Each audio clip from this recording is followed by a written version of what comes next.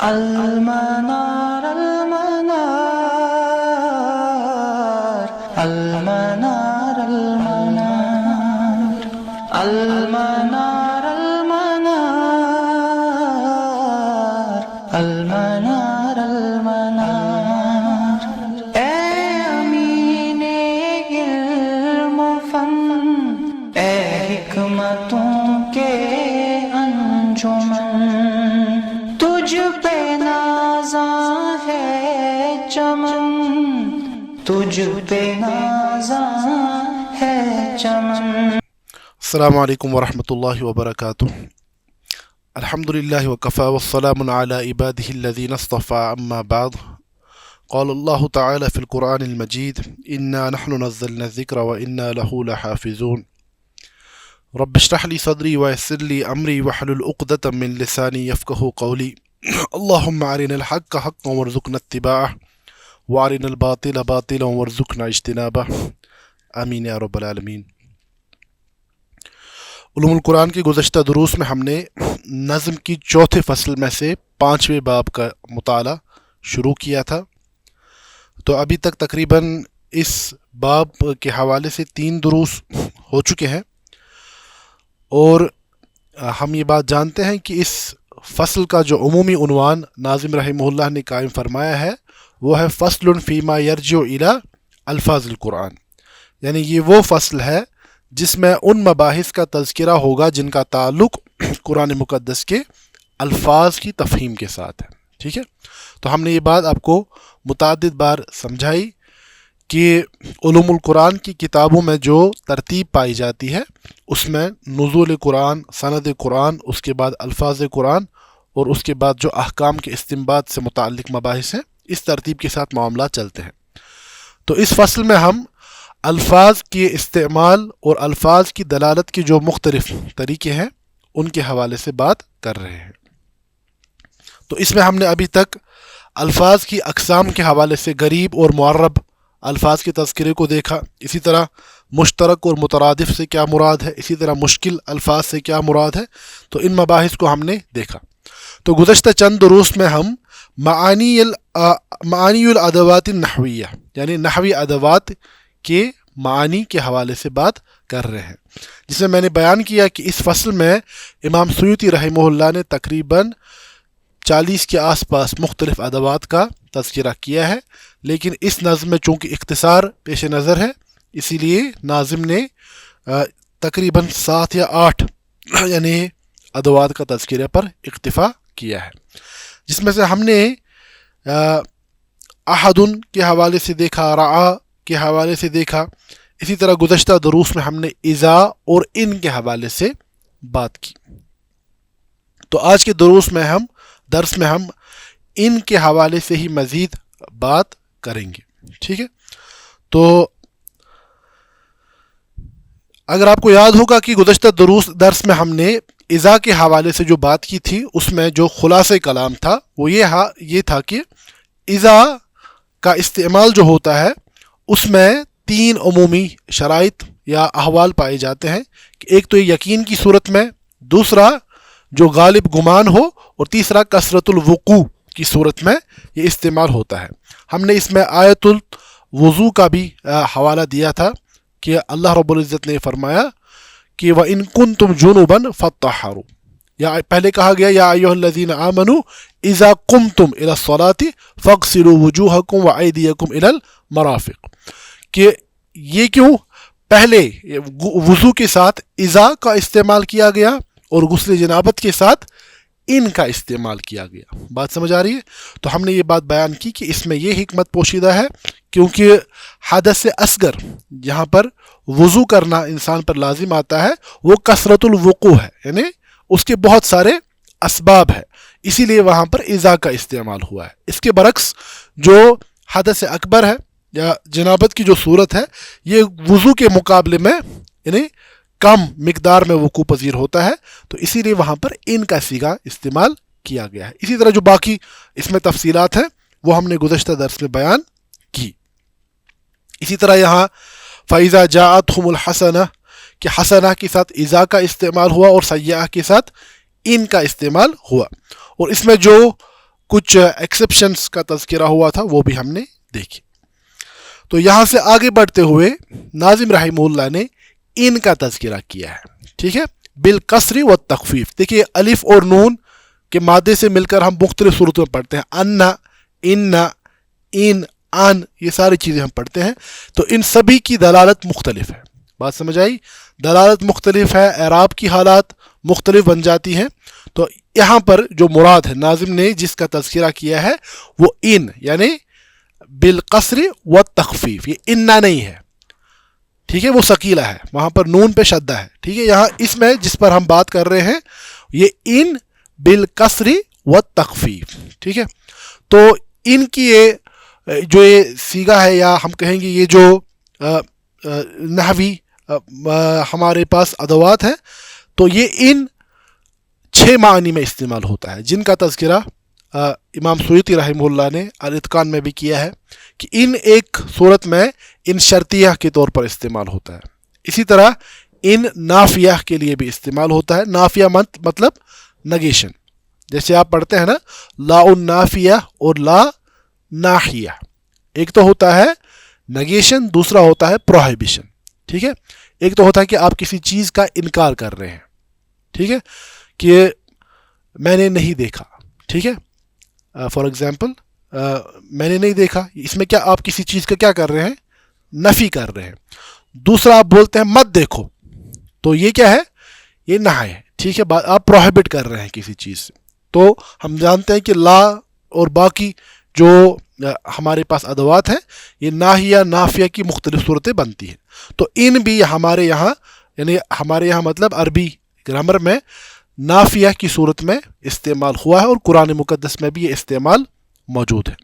اسی طرح ان مخففہ جو کہ اصل میں ثقیلہ ہوتا ہے, اصلی ان نہ ہوتا ہے لیکن پھر تخفیف کے ساتھ ہم اس کو ان پڑھتے ہیں. ٹھیک ہے, اسی طرح ان زائدہ, ان تعلیل کے لیے, اور اسی طرح ان قد کے معنی میں. بات سمجھ آیا؟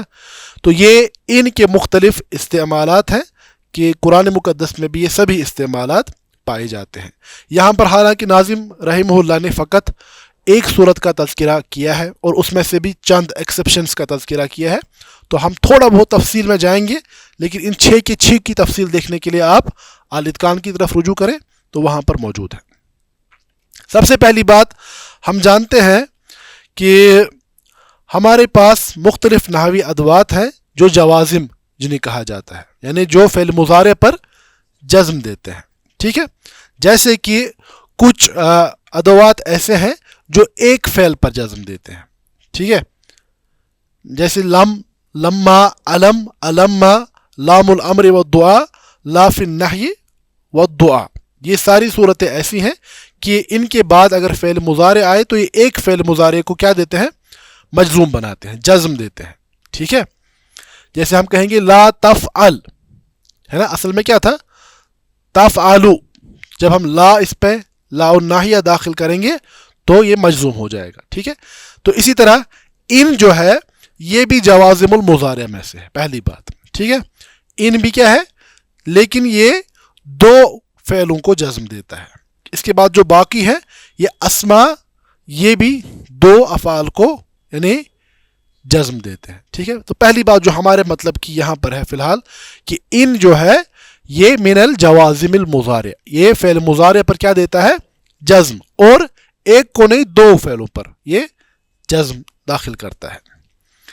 اب جو ہم نے ان کے استعمال کی 6 صورتیں بیان کی, اس میں پہلی صورت کیا ہے, ان شرطیہ. ٹھیک ہے, یعنی ان شرطیہ کے معنی, ان شرط کے معنی میں, جیسے کہ سورۃ الانفال کی آیت نمبر 38 میں اللہ رب العزت فرماتے ہیں قُلْ لِلَّذِينَ كَفَرُوا إِن يَنْتَهُوا يُغْفَرْ لَهُمْ مَا قَدْ سَلَفَ وَإِن يَعُودُوا فَقَدْ مَضَتْ سُنَّةُ الْأَوَّلِينَ. آپ کفار سے کہہ دیجئے کہ اگر وہ اپنی روش سے باز آئیں گے تو ان کے سابقہ سبھی گناہ معاف کر دیے جائیں گے, لیکن وَإِن يَعُودُوا, ٹھیک ہے, وَإِن يَعُودُوا, اور اگر یہ اسی روش پر قائم رہتے ہیں یا واپس آتے ہیں فقد مضت سنت الاولین, تو پھر پچھلی قوموں کا تذکرہ تو آپ جانتے ہی ہیں, یعنی مجرمین کے ساتھ کیا سلوک کیا گیا ہے وہ آپ. اب یہاں پر دیکھیے ان جو ہے یہ کس معنی میں ہے؟ وَإِن يَعُودُوا کہ اگر تم ایسا کرو گے تو ہم ایسا کریں گے. ٹھیک ہے. اب اس کے بعد والا جو فعل ہے اصل میں کیا ہے؟ وَإِن يَعُودُونَ. ٹھیک ہے. وَإِن يَعُودُونَ اور اس میں نون کہ حذف ہونے کا کیا مطلب ہے؟ یہاں پر ان کی وجہ سے مجزوم ہو گیا ہے. بات سمجھ آ گئی؟ تو ان کا جو پہلا استعمال ہے وہ ان شرطیہ ہے. اب اس میں کچھ علتیں ہوتی ہیں. مثال کے طور پر اگر ان داخل ہو جائے وَإِذَا دَخَلَتْ عَلَى لَمْ فَالْجَزْمُ بِلَمْ لَا بِهَا. دیکھیں یہ اصل میں اعراب القرآن کا موضوع ہے. بات سمجھ آ رہی ہے؟ اعراب القرآن فی نفس ہی ایک بہت ہی دقیق موضوع ہے. یہاں تک کہ علماء نے مستقل تصنیفات فقط قرآن کے اعراب کو بیان کرنے کے لیے لکھی ہیں. ٹھیک ہے. جیسے مشہور ترین اعراب القرآن کے نام سے ہی محی الدین درویش رحمہ اللہ کی تفسیر ہے جو کہ بنیادی طور پر قرآن مقدس کے اعراب سے ہی بات کرتی ہے. اسی طرح تفسیر کشاف ہمارے یہاں اسی باب میں سب سے زیادہ معروف ہے کہ اعراب اور لغوی مباحث کے حوالے سے اس تفسیر میں کافی دقیق مباحث موجود ہیں. تو بہرحال یہاں پر آپ دیکھیے جو ہمارے پاس سورۃ البقرہ کی آیت نمبر 24 ہے. اللہ رب العزت فرماتے ہیں فَإِن لَمْ تَفْعَلُوا وَلَن تَفْعَلُوا فَاتَّقُوا النَّارَ الَّتِي وَقُودُهَا النَّاسُ وَالْحِجَارَةُ أُعِدَّتْ بس اگر تم ایسا نہیں کرو گے وَلَن تَفْعَلُوا اور ہرگز نہیں کر پاؤ گے کہ نہیں قرآن کا مثل بیان کرنے کا چیلنج ہے. ٹھیک ہے. وَإِن كُنتُمْ فِي رَيْبٍ مِّمَّا نَزَّلْنَا عَلَىٰ عَبْدِنَا فَأْتُوا بِسُورَةٍ مِّن مِّثْلِهِ وَادْعُوا شُهَدَاءَكُم مِّن دُونِ اللَّهِ إِن كُنتُمْ صَادِقِينَ فَإِن لَّمْ تَفْعَلُوا بس اگر تم ایسا نہیں کرو گے. ٹھیک ہے. اب یہاں پر تفعلوا جو ہے یہ اصل میں کیا ہونا چاہیے؟ تفعلون ہے نا. اب نون کا حذف ہونا کس بات کی علامت ہے؟ کہ یہ مجزوم ہے. اب لم جو ہے لم بھی کیا ہے؟ من جوازم المضارع حرف یہ جزم دینے والے حروف میں سے ہے. ٹھیک ہے. من الجوازم. ٹھیک ہے. اب سامنے ان بھی ہے. اب تفعلوا پر جو جزم ہے یہ ان کی وجہ سے ہے یا لم کی وجہ سے ہے؟ بات سمجھ آ رہی ہے؟ اب اس سے کیا فرق پڑے گا؟ اس سے ہو یا اس سے ہو، اس سے براہ راست معنی کے استنباط پر فرق پڑ جاتی ہے. ٹھیک ہے. کہیں پر زیادہ واضح معاملات ہو جاتے ہیں، کہیں پر اتنے بحث و مباحثے کی بات چیزیں سامنے آ جاتی ہیں. ٹھیک ہے. تو قاعدہ یہ ہے کہ اگر ان لم پر داخل ہو جائے، ٹھیک ہے، ان شرطیہ اگر لم پر داخل ہو جائے تو اس کے بعد آنے والے فعل پر جو جزم ہوگی وہ ان کی وجہ سے نہیں بلکہ لم کی وجہ سے ہوگی. بات سمجھ آ رہی ہے؟ اور اس کے برعکس اگر ان کے بعد لا آ جائے، بات سمجھ آ رہی ہے، اور وہ لا نافیہ ہو، لا نافیہ تو جزم نہیں دیتا. لا میں سے کون سا جوازم میں سے ہے؟ لا الناہیہ. ٹھیک ہے. تو دیکھیں یہاں پر سورہ ہود کی آیت نمبر 47 میں اللہ رب العزت فرماتے ہیں وَإِلَّا تَغْفِرْ لِي وَتَرْحَمْنِي أَكُن مِّنَ الْخَاسِرِينَ. یہ اللہ کیا ہے اصل میں؟ یہ ان پلس لا ہے. ان اور لا. ٹھیک ہے. تو مل کر ہم پھر پڑھتے ہیں اسے اللہ. ٹھیک ہے. یہ اصل میں ان اور لا ہے.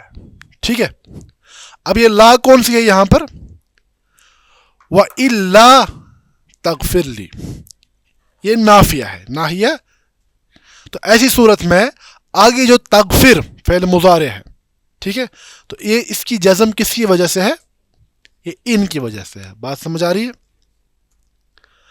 اب فرق کیا آئی کہ دیکھیے اگر یہ ان لم پر داخل ہو جائے تو پھر عمل کس کا ہوگا؟ لم کا ہوگا. کیوں؟ دیکھیے قاعدہ امام سیوطی نے بیان کیا ہے ان لم عامل یلزم معمولہ ولا یفصل بینہما بشیء. لم جو ہے، لم کا جو معمول یہ ہوتا ہے عامل، عامل جو اعراب کی وجہ بنتا ہے. جیسے مثال کے طور پر اب جار مجرور کو پڑھتے ہیں فی البیت. ٹھیک ہے. پھر کیا ہے؟ حرف جر. ہم اسے کہتے ہیں کہ یہ عامل ہے جو عمل کرتا ہے. بات سمجھ آ رہی ہے؟ اب بیت پر کیا ہوا؟ بیت پر کسرہ آ گئی تو اس کو ہم کہیں گے کہ یہ معمول ہے جس پر عمل ہو گئی. عمل کرنے والا عامل، جس پر عمل ہوئی وہ معمول. بات سمجھ آئی؟ اب لام کا یہ قاعدہ ہے کہ لام جب بطور عامل داخل ہوگا جس پر اس کا عمل ہوگا یا جو معمول ہوگا، یہاں پر عامل اور معمول کے بیچ میں کوئی چیز داخل نہیں ہو سکتی. ٹھیک ہے؟ لام اپنے معمول کے ساتھ ہی پایا جاتا ہے. اس کے برعکس جو ان ہے، ان بطور عامل ہوگا اور اس کے معمول میں جس پر ان کا یعنی اعراب کا اثر ہوگا تو اس میں فصل ہو سکتا ہے. بات سمجھ آ رہی ہے؟ تو اسی لیے اگر لم کے قاعدے میں وَإِلَّمْ داخل ہو گئے وَإِلَّمْ تَفْعَلُوا، تو بات کیا سمجھ آئی کہ جو لم کے بعد فعل مضارع ہے چونکہ یہ معمول ہے، بات سمجھ آ رہی ہے، اس پر جزم داخل ہو چکی ہے، اس کی علامت نون کا حذف ہونا ہے. ٹھیک ہے؟ تو یہاں پر اب یہ جزم ان کی وجہ سے نہیں بلکہ لم کی وجہ سے ہے. کیوں؟ کیونکہ لم اپنے معمول کے ساتھ پایا جاتا ہے، اس کے درمیان فصل نہیں ہو سکتا. اس کے برعکس ان اور اس کے معمول کے درمیان فصل پایا جا سکتا ہے. بات سمجھ آئی؟ اسی طرح جو تیسرا ہے اس میں قاعدہ جو سامنے آیا کہ لا جو ہے لا النافیہ، لا النافیہ چونکہ جزم نہیں دیتا تو اس لیے واضح بات ہے کہ وہاں پر جزم کس کی وجہ سے ہوگی؟ ان کی وجہ سے. اگرچہ بعد میں لا داخل بھی ہوا، ہم نے کیوں کہا کہ ان کے بعد اس کے معمول کے درمیان، ان اور اس کے معمول کے درمیان فصل ہو سکتا ہے. یہاں پر لا النافیہ کا ہونا تو پتہ ہی ہے پہلے سے. اب یہ بات زیادہ واضح اس طریقے سے ہے کہ ان کا اثر اپنے معمول پر تھوڑا بعید ہو کر بھی ہو سکتا ہے. بس میں بالکل تھوڑا اس کو آسان کرنے کی کوشش کر رہا ہوں. تو پہلی کیا صورت بنتی ہے ہمارے پاس ان کے استعمال میں کہ ان بطور شرط فَإِن لَمْ تَفْعَلُوا وَلَن تَفْعَلُوا. بات سمجھ آ رہی ہے؟ تو دوسری جو ہے ان نافیہ کے طور پر بھی استعمال ہوتا ہے نفی کے لیے. اب دیکھیں یہ اگر فرق سمجھ نہ آئے، ٹھیک ہے، اس چیز کو ہم انشاءاللہ آخری سلائیڈ میں مثالوں میں دیکھیں گے کہ اگر ہم یہ فرق ملحوظ نظر نہ رکھیں، اگر ایک مفسر ان نحوی مباحث کو نہ سمجھتا ہو تو معنی میں بہت زیادہ الٹ پھیر ہو سکتا ہے. ٹھیک ہے؟ اب دیکھیں یہاں پر ان کی دوسری صورت کیا ہے کہ ان نافیہ ہو سکتی ہے. تو اور نافیہ ہونے کی صورت میں یہ اسمیہ پر بھی داخل ہوتا ہے اور جملہ اسمیہ پر بھی ہوگا داخل اور فعلیہ پر بھی. ٹھیک ہے؟ اب اس کی ایک مثال سورۃ الملک کی آیت نمبر 20 ہے. تو یہاں پر کیا کہا گیا؟ ان الکافرون الا فی غرور. تو اگر ہم اس کو شرطیہ کے معنی میں لیں تو یہاں پر بہت معنی بگڑ جائیں گے. ٹھیک ہے؟ تو یہاں پر مراد کیا ہے؟ ان الکافرون الا فی غرور، کہ کافر کی کوئی حالت نہیں ہے سوائے کہ وہ دھوکے کی حالت میں. بات سمجھ آ رہی ہے؟ تو یہاں پر کفار کی ساری حالات کی نفی کی جا رہی ہے اور ان پر اس بات کا اس بات ہے کہ یہ دھوکے کی زندگی میں ہے. ٹھیک ہے؟ اسی طرح ان اردنا الا الحسنى سورۃ التوبہ، کہ ہمارا اور کوئی ارادہ ہے ہی نہیں سوائے اچھے ارادے کے. منافقین کے جب وہ مومنوں سے بات کرتے ہیں تو پھر اپنی چرب زبانی کا استعمال کرتے ہوئے کیا کہتے ہیں؟ ان اردنا الا الحسنى، ہمارا تو اور کوئی ارادہ نہیں تھا سوائے. تو یہاں پر ان کس معنی میں استعمال ہو رہے ہیں؟ نہیں نفی. نہیں اور نفی کے درمیان فرق ہے. نہیں مینس پروہیبیشن، نفی مینس نگیشن. ٹھیک ہے؟ کیا آپ نے اس کو دیکھا؟ آپ کہیں گے میں نے نہیں دیکھا. تو اس کا کیا مطلب ہے؟ کہ آپ نفی کر رہے ہیں. میں دوسرا کہوں گا کہ مت دیکھو، آنکھیں بند کرو، تو یہاں پر میں آپ کو روک رہا ہوں، منع کر رہا ہوں، تو یہ نہیں ہے. ٹھیک ہے؟ اسی طرح یہ بات بھی سمجھنی ہے کہ جب ان نافیہ کی صورت میں ہو تو اس کے بعد الا یا لما، ٹھیک ہے، یہ ساتھ ہوتے ہیں. جیسے اس آیت میں ان کل نفس لما علیہا حافظ، تو ایسی صورت میں بھی یہ ان نافیہ ہی ہوگا. اسی طرح سورۃ الانبیاء کی آیت نمبر 17 میں کہا گیا ان کننا فاعلین یا کل ان کان للرحمن ولد. اس کا کیا مطلب ہے؟ اگر ہم ایسے اس کو ان شرطیہ لے کر ترجمہ کریں تو اس کا مطلب خدا نہ خواستہ یہ ہو سکتا ہے کہ اللہ کے لیے اولاد کی گنجائش نکل سکتی ہے. آپ کہہ دیجئے کہ اگر اللہ کا کوئی بیٹا ہو، لیکن یہاں پر یہ اللہ کا کوئی بیٹا ہے ہی نہیں، تو یہاں پر بات سمجھ آئی. کل ان کان للرحمن ولد، آپ فرما دیجئے کہ رحمان کا کوئی بیٹا اگر ہوتا تو ایسا ہوتا. بات سمجھ آ رہی ہے؟ بات سمجھ آ رہی ہے؟ یہاں پر اس کے ذریعے سے نفی کی جا رہی ہے کہ اللہ کا کوئی بیٹا نہیں ہے. ٹھیک. اب اس کے علاوہ یعنی اور جو 6 صورتیں بنتی ہیں، دیکھیے ان شرطیہ، ان نافیہ، اسی طرح ان مخففہ، زائدہ، تعلیل اور ان بمعنی قد. تو ان سبھی کی بہت زیادہ تفصیلات موجود ہیں. ہم نے خالی اس درس میں 2 چیزوں کو دیکھا، ایک ان شرطیہ اور ان نافیہ کو. اب اس میں ایک قاعدہ یہ ہے ایکسیپشن کہ علماء بیان کرتے ہیں کہ قرآن مقدس میں ان شرطیہ کا استعمال 6 مقامات پر اس طریقے پر ہوا ہے کہ وہاں پر ہے تو بظاہر نحوی قواعد کے اعتبار سے ان شرطیہ ہی، لیکن معنی کے اعتبار سے وہ مراد شرط کی نہیں ہے.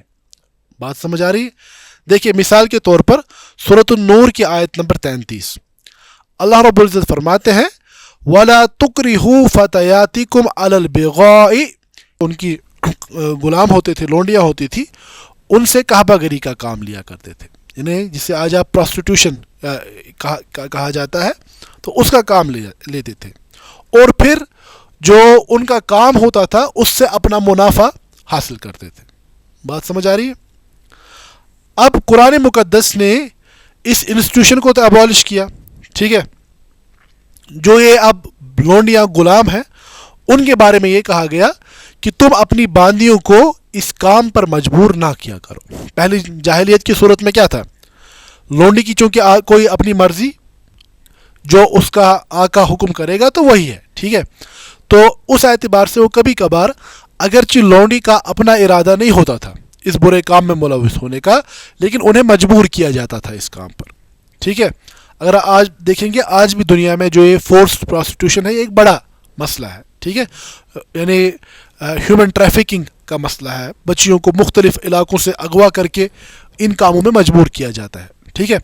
تو قرآن مقدس نے یہ کہا کہ تم اپنی باندیوں کو اس بدکاری پر مجبور نہ کرو. اب آگے دیکھیے ان اردنا تحسنا، اگر آپ لفظی ترجمہ کریں اگر وہ پاک دامنی چاہتی ہو، تم اپنی دنیا کا کوئی فائدہ حاصل کرنے کے لیے انہیں بدکاری پہ مجبور نہ کرو اگر کہ وہ پاک دامن. اب یہاں پر اگر آپ دیکھیں اس کا مفہوم کیا نکلتا ہے کہ اگر کوئی باندی خود پاک دامن نہ رہنا چاہے تو دیکھیے کتنا خطرناک مسئلہ بن جائے گا. یہاں پر اگر آپ ان شرطیہ کے معنی میں اسے لیتے ہیں نا کہ تم اپنی باندیوں پر زبردستی نہیں کر سکتے، لیکن کب؟ ان اردنا تحسنا، اگر وہ پاک دامنی چاہتی ہو. اب کوئی باندی ایسی ہے وہ چاہتی ہی نہیں ہے، تو کیا مطلب ہوا اس کا؟ کیا اس کا کام لیا جا سکتا ہے؟ تو اگر آپ یہاں پر اس کو ان شرطیہ کے معنی میں لیتے ہیں تو پھر تو معنی یہی نکلیں گے. بات سمجھ آ رہی ہے؟ اب علماء نے اسی لیے قید بیان کی قال بعضهم وقع فی القرآن ان بصیغۃ الشرط وهو غیر مراد فی 6 مواضع، کہ یہ صیغہ تو شرط کا ہی ہے لیکن یہاں پر مراد یہ نہیں ہے، اور یہ 6 مقامات قرآن پاک کے ہیں. ٹھیک ہے. باندیوں سے کسی بھی صورت میں یہ بدکاری کا کام نہیں لیا جا سکتا، چاہے وہ پاک دامنی چاہتی ہو یا نہیں چاہتی ہوں. یہ قرآن مقدس کی باقی نصوص سے بالکل ایک ثابت شدہ واضح مسئلہ ہے. ٹھیک ہے. اور ایسی کمائی کا اختیار کرنا کسی بھی صورت میں جائز نہیں ہے، چاہے وہ اسے چاہتے ہو یا نہیں چاہتی ہو. بات سمجھ آ رہی ہے؟ اب یہاں پر دیکھیے ان کے اگر یعنی بظاہر ان شرطیہ کے معنی میں آپ اسے لیں گے تو یہاں پر خدا نہ خواستہ ایسا معلوم ہوگا کہ یہاں پر یہ اس شرط کے ساتھ مقید ہے کہ تم اپنی لونڈیوں کو بدکاری پر مجبور نہ کرو اگر وہ پاک دامنی چاہتی ہو. تو اس کا مفہوم ہوا کہ اگر وہ نہ چاہتی ہو تو پھر آپ, تو یہ بالکل ایک غلط مفہوم ہے. اب اس میں بہت لغوی بہت طویل مباحث ہیں, وہاں کی طرف ہم نہیں جاتے. اللہ فرماتے ہیں وَمَن يُكْرِهْ, دیکھیں اس کی نفی آگے والی آیت میں بھی موجود ہے خود ہی. وَمَن يُكْرِهْهُنَّ فَإِنَّ اللَّهَ مِن بَعْدِ إِكْرَاهِهِنَّ غَفُورٌ رَحِيمٌ. اور جو ان باندیوں کو مجبور کرتا ہے تو اکراہ کی صورت میں اگر وہ اس کام میں مبتلا ہو جائیں تو ان پر گناہ نہیں ہے, اکراہ کرنے والے پر گناہ ہے. اللہ غفور الرحیم ہے, یعنی جو باندی کو مجبور کرے اس کام پر تو گناہ اس پر ہے. بات سمجھ آ رہی ہے؟ اب یہاں پر اگر آپ دیکھیں گے نا, تفاسیر کھول کے دیکھیں, اور یہ لازمی دیکھنی ہے, تو اردو تفاسیر میں سے مثال کے طور پر جو چھوٹی سی تفسیر ہے احسن البیان, حافظ صلاح الدین یوسف صاحب نے بھی لکھا ہے کہ یہاں پر ان غالب احوال کے معنی میں ہے.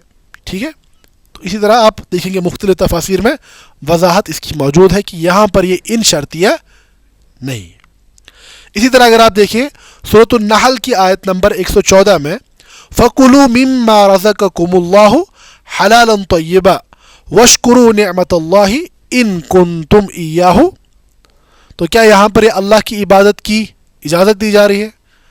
اگر کرنا چاہے تو کرو, نہیں کرنا چاہے تو نہ کرو. ٹھیک ہے, تو ایسا نہیں ہے. اسی طرح سورۃ البقرہ کی ابتدا میں وَإِن كُنتُمْ عَلَى سَفَرٍ وَلَمْ تَجِدُوا كَاتِبًا فَرِحَانٌ مَقْبُوضَةٌ. یہ اس آیت میں بھی یہی معاملہ ہے کہ ان سیغے کے اعتبار سے شرطیہ ہے لیکن اس میں شرط کے معنی نہیں ہے. اسی طرح سورۃ الطلاق کی آیت نمبر 4 میں واللہ, یہ ان خواتین کی عدت کا تذکرہ ہے جن کی یعنی ہم کہیں گے کہ اس آیت کو آپ دیکھیں سورۃ الطلاق کی آیت نمبر 4 واللائی یئسن من المحیض من نسائکم ان ارتبتم فعدتهن 3 اشہر واللائی لم یحضن وأولاة الأحمال أجلهن أن يضعن حملهن ومن يتق الله يجعل له من أمره يسرا.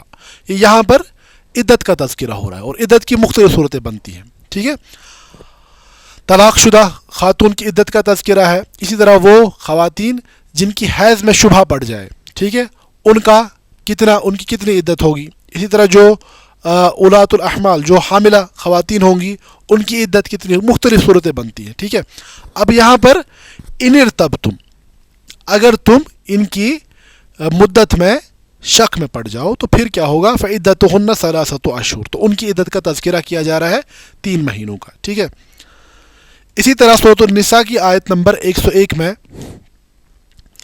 وَإِذَا ضَرَبْتُمْ فِي الْأَرْضِ فَلَيْسَ عَلَيْكُمْ جُنَاحٌ أَن تَقْصُرُوا مِنَ الصَّلَاةِ إِنْ خِفْتُمْ أَن يَفْتِنَكُمُ الَّذِينَ كَفَرُوا. یہ سورۃ الخوف کا تذکرہ ہے. ٹھیک ہے, کہ تم پر کوئی گناہ نہیں ہے جب to جنگ کی حالت میں ہو کہ تم نمازوں میں قصر کرو. ان تقصروا من الصلاة ان خفتم, اگر کہ تمہیں دشمنوں کا خوف ہو.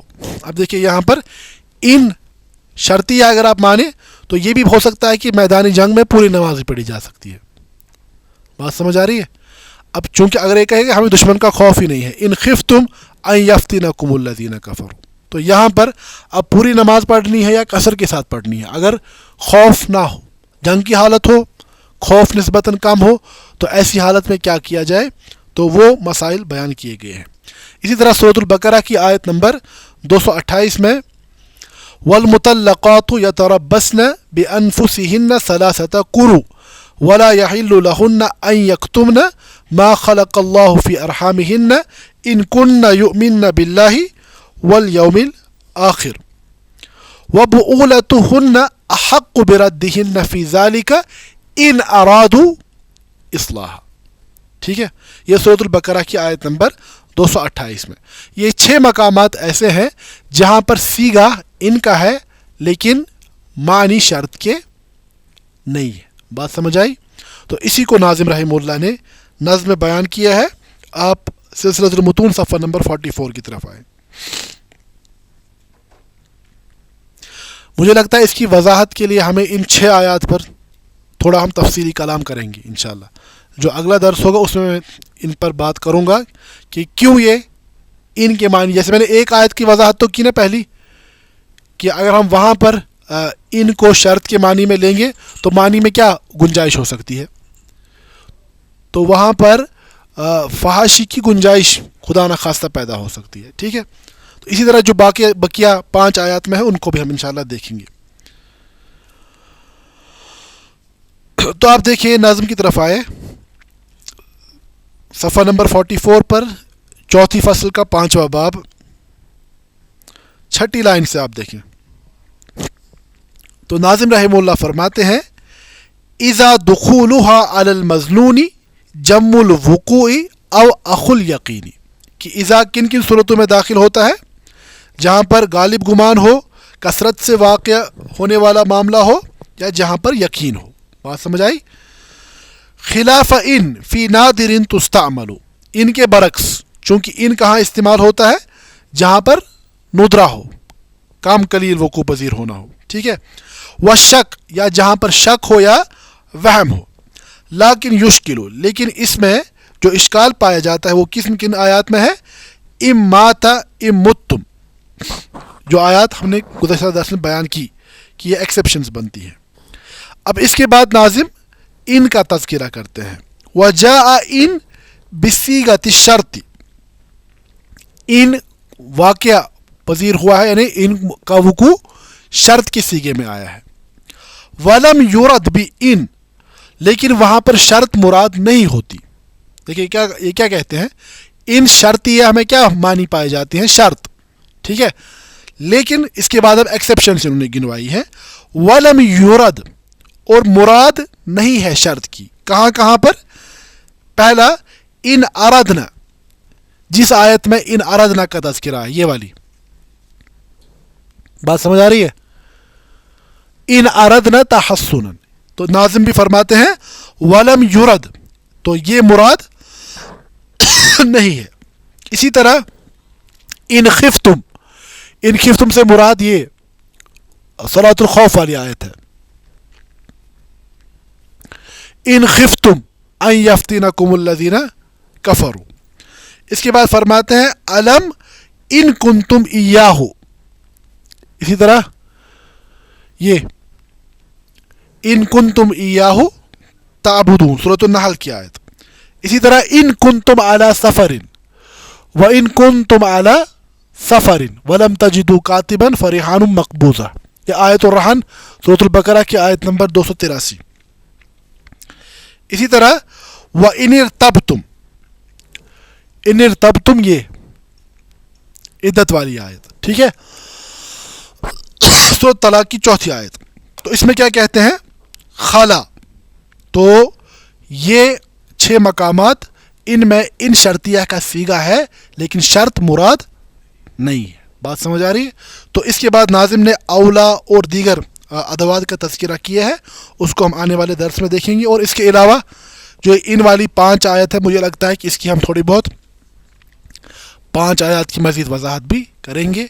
ھذا ما عندی واللہ تعالی عالم، وصلی اللہ علی نبینا محمد وآلہ وصحبہ وسلم، وآخر دعوانا ان الحمد للہ رب العالمین. المنار المنار المنار المنار المنار المنار المنار.